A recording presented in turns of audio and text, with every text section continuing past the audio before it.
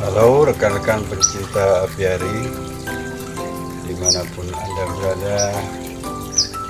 Kali ini saya akan berbagi berdasarkan pengalaman bagaimana saya mengelola lahan yang sempit ini menjadi sebuah apiari mini.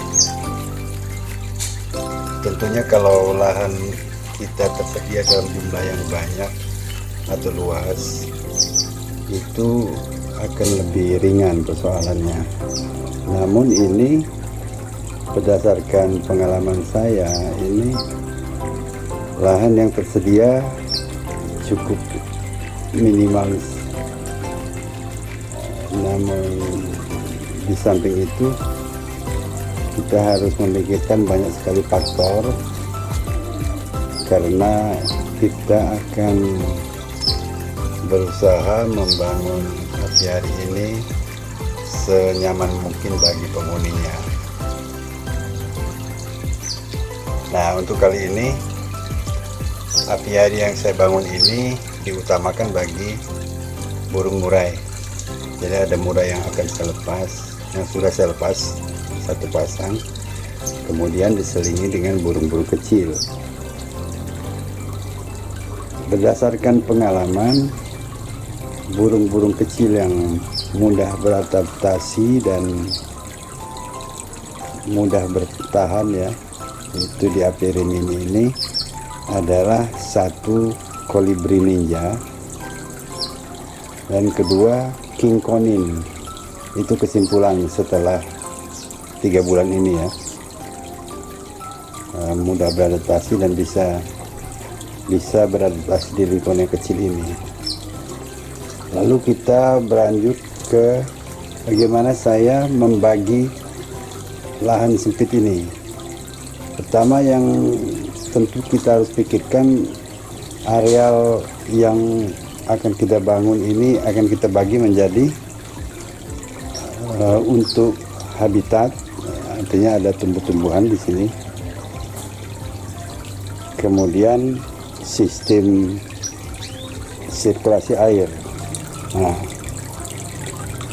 semula saya ingin menggunakan chamber, namun karena keterbatasan lahan maka tidak jadi hanya penampungan. Jadi air ini mengalir dari sini, kemudian turun,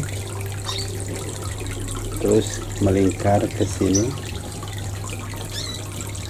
lalu masuk ke bak penampungan, terus naik lagi diangkat sama pompa. Tapi ini tidak dianjurkan.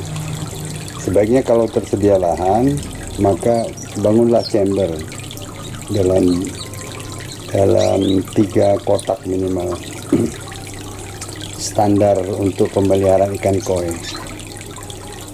Jadi ini karena tidak tersedia chamber, maka saya putuskan akan diganti airnya sebulan sekali dengan air segar dari air sumur, karena tidak tersedia chamber. Kemudian untuk habitat tanaman, saya memperhitungkan sinar matahari ya. Ini matahari pagi masuk dari sebelah sini kanan ya, ke sini, sehingga ini adalah area yang akan lebih rimbun. Nah, nanti ada tanaman merayap yang ke dinding, lalu ini juga nanti kita sediakan tali untuk tanaman merayap yang ke dinding. Lagi-lagi ini karena keterbatasan lahan. Kemudian nanti ada matahari sore dari sana. Jadi matahari pagi ini kita sediakan tangkringan di situ, sehingga burung-burung itu akan berjemur di situ, di ujung-ujung itu berjemur. Nah, itu gitu. Burung-burung kecil berjemur. Nah, lalu mereka akan bermain sini dan bisa mandi di kolam kecil yang sudah saya sediakan ini. Kemudian karena ini adalah aviari yang terdiri dari dua jenis burung. Yang pertama murai itu pemakan hewan, pemakan serangga. Kemudian ini adalah burung-burung pemakan nektar ya, sehingga disediakan lebih banyak tanaman-tanaman yang menyediakan bunga atau sebisa mungkin nektar ya. Ini satu, kemudian di pojok itu ada satu ya itu. Lalu ini adalah jambu air. Jambu air ini sangat direkomendasikan berdasarkan pengalaman saya, karena ini daunnya lebar, bisa melindungi hewan-hewan kecil dari panas yang terik, dan bisa kalau malam itu sering untuk jadi bermalam. Lalu berikutnya ini ada murbei. Murbei ini tentunya biji-bijian ya, namun saya belum pernah lihat disentuh oleh kolibri ya, jenis-jenis kolibri. Ini tanaman-tanaman penghasil bunga, kembang sepatu. Ini begitulah